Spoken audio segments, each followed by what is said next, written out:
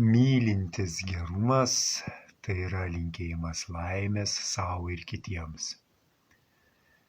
Kai jaučiame savyje kažką gero, pavyzdžiui, ramybę, džiaugsmą, laimę, galime visą tai pasidalinti, ką turime šiuo momentu ir savyje jaučiame su kitais. Kaip tai padaryti?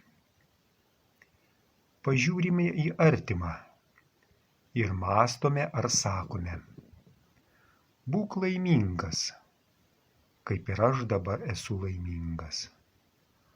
Būk džiaugsmingas, kaip ir aš dabar esu džiaugsmingas.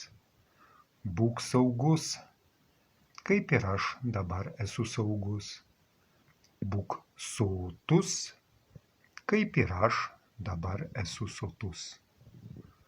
Būk ramus, kaip ir aš dabar esu ramus.